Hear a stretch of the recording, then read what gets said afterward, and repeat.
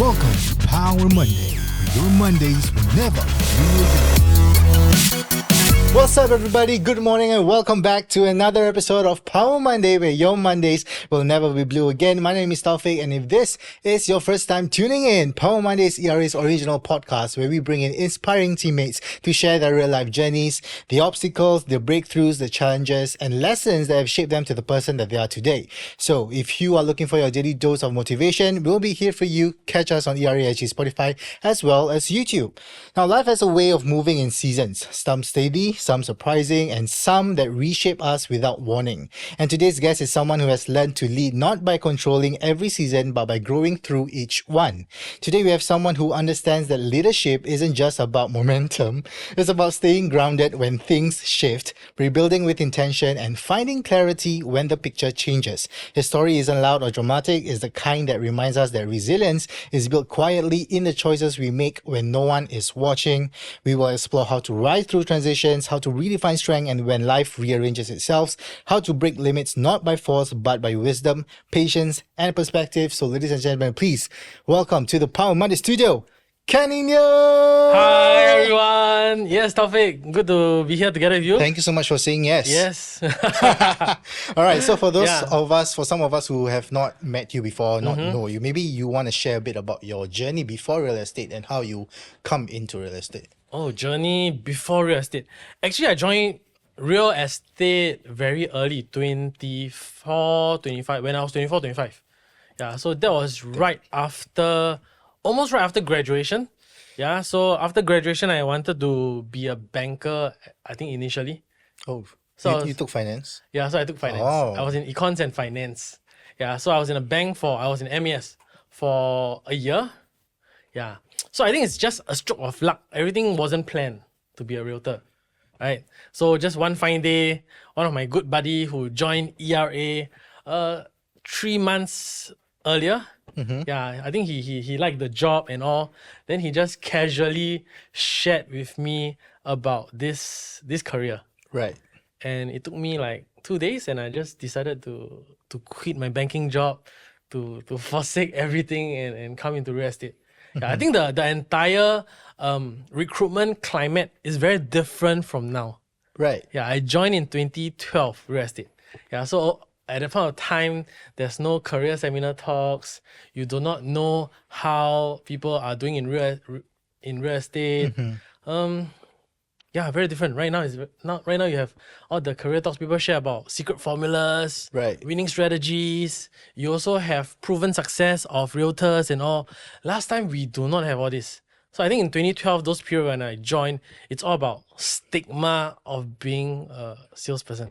Right. Right. So Yeah. what was the expectations, negative or positive ones for you, in your own perspective about being a real estate? Negative, meaning Both. Like was there any doubts or thing Doubts. when you step into Of real course, of estate? course. I think the entire mind blueprint of how things work is very different then. I mean, when you embark into something new, you have a lot of uncertainty, right? Yeah, like everything So I else, mean, the me then and whoever that's joining or planning to join real estate right now, it's I think similar because I was from an employed job where you have stability, you know what to do every day, you know what time to wake up every day, you know at work you know what to do, then you know what time to end work, and you know that after every month you get paid still.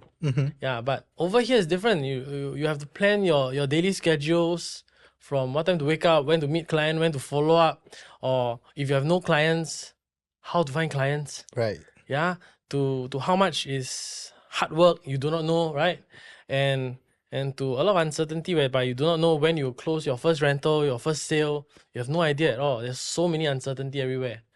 Right? Not just uncertainty, but I think as a new agent or even a experienced agent to embark onto learning new things, it's very challenging also. Right. So Yeah. from that decision making that it took you just 2 days to say you're gonna do real estate, and then fast forward until now that you have become one of the key leaders here in ERA. So Yeah. how was that transition like? Did you always knew that you wanted to be a leader? Or Actually, how was no. the trigger point? Actually, no. I think that I told you I joined real estate when I was 24, 25, right? I think that I haven't been in my entire life. There wasn't much of a leadership role I have taken up. Right. Yeah, everything is an accidental stumble. Yeah, I think over in real estate, a lot of me grew. Yeah, not just about being leadership, but I think I grew every year in terms of being a better salesperson. Yeah, I didn't become a leader only after like almost 6-7 years in the business. So right now I'm like almost 14 years in. Yeah, and on that 6 and 7 year, it was also an accidental stumble. Yeah, I didn't set my mind and decide that, okay, I want to build a team. Yeah. So what was the So, what was the so what was the- everything just compounded because, of course, as all new realtors or everyone that want to join the industry, right? Your first mindset is what? To succeed in the business, right? To earn money, So yeah. so to earn money and all, right? Yeah. So I think I did fairly well on my second year. My first year I think is average. I still remember very clearly. First year I did about $84,000 commission. Yeah, at that point of time, I think not bad lah. But right now, this is what everyone is making every month. Is it? I don't know. Okay, I don't know, right? Damn, Or $1,000. or maybe new agents are expecting so much more different. They have different expectations now. Yeah, but my first year I did about 84. My second year I did about 270. Yeah. So and along the year I got better and better. Third year I improved. Fourth year I got better and all. So as you get better, your peers, I think your circle of influence, they join you, right? Right. Yeah, so team building then to me was automatic because people just came to me and said, Right. oh Kenny, you're doing well in real estate. Can I join you? Right. So there wasn't a framework which I planned so that I could recruit people. Right. It's just that I was very focused in sales, and then people joined me because I was doing well in sales. Right. Yeah. So throughout those years, my third year, fourth year, fifth year, sixth year, just people just come over and join under my division, right? And of course, I founded my own division as a division director in 2018. Yeah. So yeah, that took me some time. That is like 6 years before I have my own division. Yeah. So like everything, as you mentioned, came to you as an opportunity, as an accidental thing, right? But I wouldn't say that everything come to me as an opportunity. I just feel that as the year goes, I do more things. I got better at things, and I got presented with more opportunities along the way. And as I undertook these opportunities, I grew bigger. Yeah. So what was the like throughout all this, when you try to navigate this change from being from a banker to a real estate and then suddenly growing your first commission and then to leading a team and to leading a bigger team, what has taught you the most about that journey? What has taught me the most? What has taught you the most? What lesson did you learn? My question also. But I think I think every year is a learning journey. Yeah. I really think every year is a learning journey. My first year in real estate is about finding a foothold in the business. Then my second year is affirmation that, okay, this business can work. Yeah. Then my third year, I learned that, I need to scale up the business. Yeah. Then on my fourth, fifth year, I was thinking, I have more people joining me. So I was thinking along of how do I guide them as a new manager. Right. Yeah, then my 6, 7 year, I thought that, my team grew to a substantial size. How do I scale this team up to an even bigger size? Or how do I groom more managers? So you see, a lot of things that I do along the way is just a phase in the business because I've reached there. I can't plan that. Right. Because on my first year, I wouldn't be able to see what I have achieved on my fifth year. Right. Yeah, and just like on my 6, 7 year as a division director, then I wouldn't have seen what I would expect on my 14 year as a group director now, right? So every year I'm being presented new opportunities and new challenges. And every year these challenges are different. Right. Yeah. So with that said, from your own perspective, what do you think breaking limits mean to you? I think breaking limits, I think one of the key things that I'm always doing is always being adaptive. Because all of these years, like I mentioned to you, they are all different challenges, different goals. Right. Yeah. And the only way to be able to overcome and do better in this aspect is to always be adaptive. Right. also like, why do I say adaptive? Is because over in 2012 when I started the business, there's no Facebook marketing, there's no Instagram marketing, right? There's no Google ads, there's no Facebook ads, right? Those times we were very heavily reliant more on cold calling, flyers and all. So a lot of traditional marketing are more in play. Yeah. Right. It's only like in 2015, 2016, along the years, technology evolved and all. So I think we have to adapt to it. Right. Yeah. And one of our biggest growth was during COVID time, where again we adapted. Why? Because during COVID time, a lot of realtors fall out. They didn't know what to do, but we adapted to do more things on Zoom. Right. We did viewings on Zoom. We did trainings on Zoom. We were very, very active on Zoom. We made it second nature and all. And through that, I think we flourish in that 2-3 years. Yeah, but being adaptive can also be quite dangerous in the sense that it can get too overwhelming for you and then you can't prioritize the things that you want to prioritize. So for yourself, having to juggle all these hats now, becoming one of our ERA trainers, how do you find something that centers yourself when everything else is moving around for you? How do you find that focus? How do I find that focus? That turning point. You know what I mean? Like when I go to gym, right? Then I go. You go gym. Siao. Okay. In days where I feel like my life is put together. Okay. In days where I feel like I could do better. That I could lose a couple of pounds. But when I go to my gym, right, in front of my gym directly, you can see McDonald's. Okay. So my focus not there already. Yeah. So what about you? Okay. Right. I think that's a good question. I think end of the day, I also want to share that I'm not always performing at optimum, I feel. Okay. So on days whereby I feel lazy, then take a break. Then maybe be lost for a while. I think it's very normal, right? Because if you can see the entire span of how long I've been in this business, 14 years, it can't be every day chung, right? Yeah, so there are days whereby I got lazy, but I think end of the day is to set a timeline on how long you're gonna feel lost, how long you're gonna eat McDonald's for. Oh shit. Yeah. So example, I put myself in that position. Right. So I mean, I feel that if every day I've been eating salad for the longest time, then okay, I tell myself I'll eat McDonald's for 2 days. I let myself eat McDonald's for 2 days. But my one opposite. Yeah. Right. So then after that, I'll get back my focus. I see. So the key is about having that timeline. Yeah. So if I'm tired or I feel don't feel at the best moment, how long am I going to take this break for? Right. I acknowledge the break and I also set a timeline for that break. And then I'll tell myself that I have to restart my focus back after this period. Right. Some people, I think a lot of people fail because they take a lot of breaks. They take a lot of breaks. Me. or they just take breaks perpetually, right? Yeah. Also me.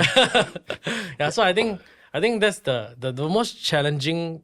I think the one of the biggest challenge about our job is all this mental and what do you call this? Limitations. Yeah.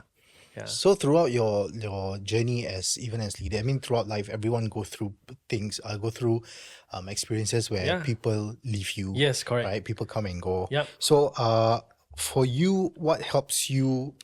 Because when, for example, let's talk in generic terms, when people join you into your team, you obviously have created that kind of bond, that kind of camaraderie or friendship, depending on how long you know that person. Yep. So what helps you let go of people, or not only people, things, without losing your own direction? Helps me let go of people. Yeah. I think nothing can help me let go of people. I'll still feel sad. You're talking about people leaving, right? Yeah. So how do I overcome people leaving? It can be people, it can also be stuff, things Like that... stuff? I don't know, maybe, I don't know, like goals, maybe. Goals. Like, let's say you set your mind with goals. Okay, maybe I address the hard question first. The hard question, meaning how do I handle people leaving me in team building? Yeah. Right? So I think in team building, all managers and all, I feel that we all definitely put in our best. 110%. Right? Yep. 110%, 200% and all. So it's definitely very painful.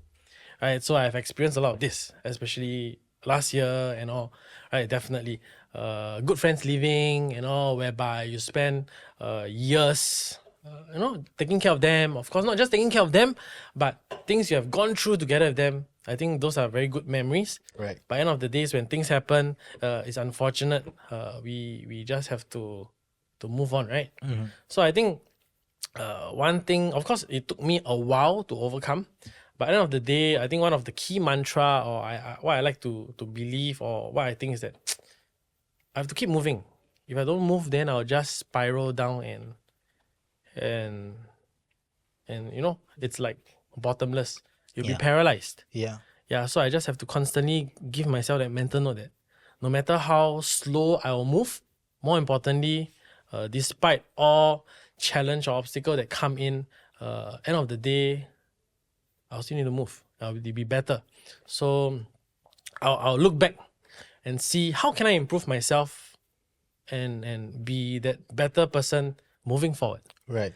Yeah. And all of these things cannot be planned as well, right? So moving back to letting go of people and then letting go of things. What I meant by letting go of things is maybe along the way, because of the people that are currently around you, you have a certain ambition, a certain goal, a certain achievement. Then because of them leaving, then that goal kind of also left as well. Does it make sense? It's okay, but I think a lot of things, there's always two perspectives to look at things also, whereby then I look back and see, oh, actually I have another group of people who is always here willing to fight for a bigger goal and all, right? So it's just about opening our eyes even bigger and finding more opportunities within the team, right? And work with newer leaders, grooming newer leaders on board.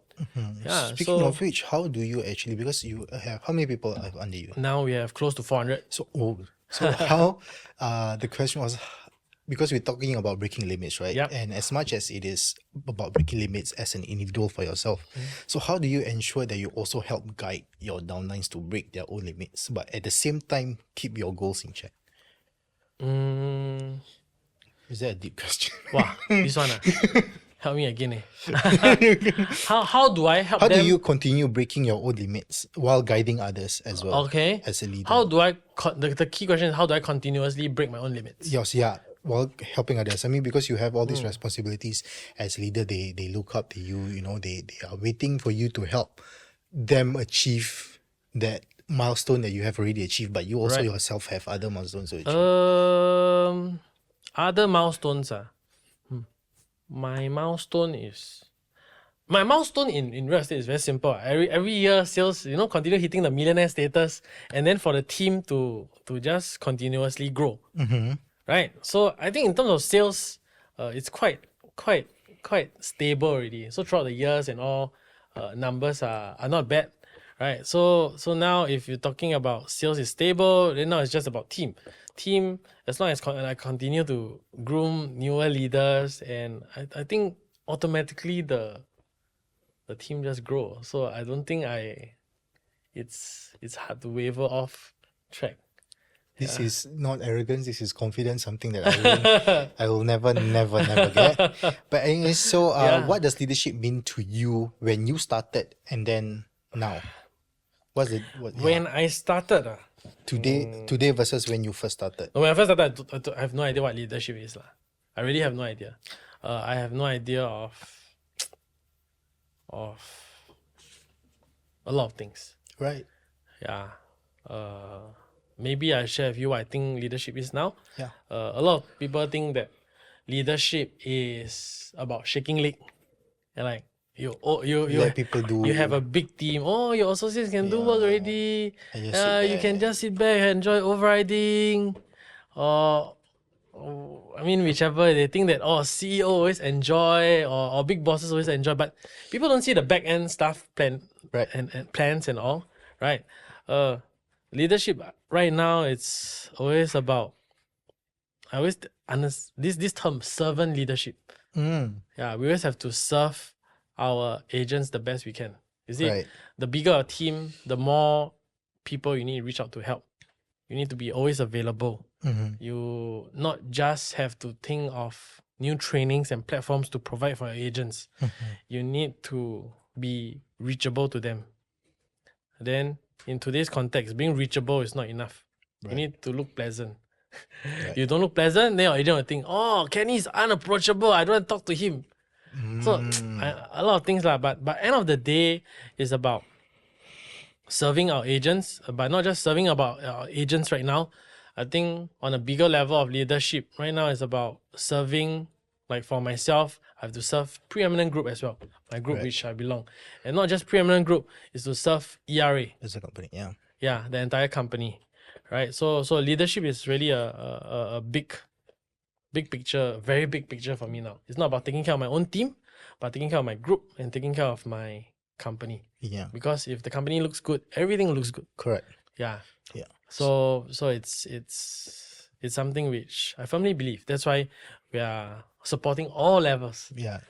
So going through what you have went through, with whatever, for example, a major setback or a major obstacle that you have gone through, how do you rebuild momentum to keep on going? I mean, obviously, support this is a good question. So I think about rebuilding momentum is always, I always like to break down my obstacles to small bits. So rather than to think of a big plan, I just think of one thing to do at a time. So you just do one thing, you feel better, then the next day you do two things, then you feel better, more accomplished, and then slowly get it done. Then that's how you build momentum, from one thing to two things to three things to four things, then five things, then six things. Do you have like a activity or like a mental thing that you do? I mean, so obviously end of the day, you go to the gym. So end of the day, I just you see is to get things going. So you see there are times whereby I'm off at the gym also, but the whole idea for me is to get off my gate, to get something done in the gym, right? So for me, there are lazy days at the gym, so whereby I only do 2 exercises, then I finish already. Or I get a lot of calls in the gym, so I don't accomplish many things. But you see, I think that having 1 or 2 exercises at the gym got me moving. That's a step for me. So I always take this gym or workout analogy back to my business. Whereby business, where I feel tired, lethargic, defeated, or whatever, I'll still take the minimum 1 step. It could be very small step. So then end of the day, you'll reach your back to your optimum performance again. Rather than, I think a lot of people again fail or struggle because they are all or nothing. They either feel defeated, then they stop doing totally, then they stop moving. So for you right now, how do you recognize when it's time for you to evolve? Or do you think like, the quote, I'm 1% or I'm trying to be 1% better every day? Is that you? How's your perspective every on day that? 1%, every day 0.1%. To me, every But day 1 just is enough, everything. You at the gym, you get business calls, then you stop. At the gym, my mom asked me to buy breakfast, then I stop. It's too different. So my 0.1% and his 0.1% is different. So how is your personal definition of success right now? What is your personal definition of success after you've gone through what you've gone through? How do you define it now? Success. I think success maybe relatable to my goal, and also my goal or success right now is to be able to take care of my parents, my sister, my kids, and all. Again, it's always about family well-being. So to me, success is able to provide for them everything I can. So I'm not saying that those who are not have that kind of perspective is not successing. So again, so they are my my source of energy. Everything is about them and all. So of course, them aside, I have that's the family at home. Then of course, the other success is to be able to take care of the team. The team is the work family, right? So that's what part of yourself are you still learning to trust today? Do you have any trust? Do you have any doubts? These questions that sometimes I craft, right? I want answers for myself as well, you see. What kind of trust? And then do you trust yourself to take a step further into achieving your goals? I trust myself to take a step further into achieving my goals, but I don't trust myself in continuing to achieve my goals. You know what I mean? Okay, I don't understand. How do you get that kind of Okay, so to me, He's like tired of me. no lah. No lah. Okay, I always celebrate little wins. So I do not know how others think, but to me, let's say my goal is that 100 point. But if I'm currently at 50 point and this year I hit 70 point, but I'm short of my goal of 100 point, I think I should still celebrate. So that would still, keep me going. So to me, it might not be hitting the goal, but as long as I improve, yeah, that's the most important. Yeah, so every year is about growing. Right. Yeah. So taking a pause on this seriousness, we have a new segment for this season. It's called the Pow Pow Pow Basket. So basically you see the basket in front of you, right? Inside there are some questions, some serious ones, some random ones. You choose one, you read the question, and then you answer. Okay. You choose And you choose lah. Then you don't put it back. Don't put back. Don't put back. Yeah. Okay. Then Open lah. I read lah. Open and read. Wow. Wow, then deep eh. It's okay. Faster. Can change or not? If you meet your younger self today, what do you think? If your younger self met you today, what do you think he say? Come, I think that's a good question for you to reflect. Wow. I think my younger self will be proud of myself, of me now lah. Yeah. What would you say to him? What advice would you give to him? My younger self said to me. Younger self, sorry, she's the one who cracked the question. Ayo. Yeah, pretend you're young Pretend Kenny. I'm- Uncle Uncle Kenny. Kenny. Younger self. Wow. This is hard eh. Later I cry how? Don't lah. Cut. Is this too difficult? Difficult eh. Okay. Younger self. Okay, let's do this, man. I think on a serious one or casual one? Casual, serious. Casual. Up to you. Whatever feels genuine to you. My younger self. What I Say, will tell to my younger self. I'm so proud of you. You have achieved so much. And the younger self, you are. No, younger self to older self, right? Yeah, young self to older self. Yeah. Wow. My younger self wouldn't know, wouldn't see all this lah. Yeah. My younger self is so playful. Marcus Chow younger self will say, don't sleep. Don't sleep. Tell me do whatever the fuck. Hey. Okay, Yeah, so believe in yourself. Do believe whatever in you yourself. want. All right. So before we end off this episode, any last few words of encouragement or motivation to our viewers and listeners? Yeah, check out more series on Power Monday. Ayo, that one I will plug in later. Let me see. Inspiration for Anyone, aspiring it can realtors, be, experienced realtors. anyone who's listening. It doesn't have to be anyone who, Marcus's friends might also. Yeah, I think today we talk a lot about overcoming obstacles, right? Yeah. So I think like what I mentioned, my everyday is about that 1% better or that 0.1% better. So if you are having a challenge in life, at work or whichever, don't worry, I think more importantly to be able to move that first step first. So that you can overcome whatever you're facing. Yeah. So it's just something which I do every day. Yeah. And there you have it. So if there's one thread that ties everything together, it's this. Growth isn't always loud. Sometimes it's the calm decisions, the silent resets, and the personal truths we uncover along the way that create the biggest breakthroughs. Kenny, has been an absolute pleasure. Thank you so much for joining Thank you, us. Taufik. And thank you so much, everyone, for tuning in. If you enjoyed this episode, please continue to follow us on Spotify and YouTube. Until next time, keep pushing forward, stay empowered, as continue to rise by raising others. And remember, your Mondays will never have to be blue again. It's been Kenny and Taufik. Have a great week, everybody. Bye-bye. Bye. Welcome to Power Monday, where your Mondays will never be blue again.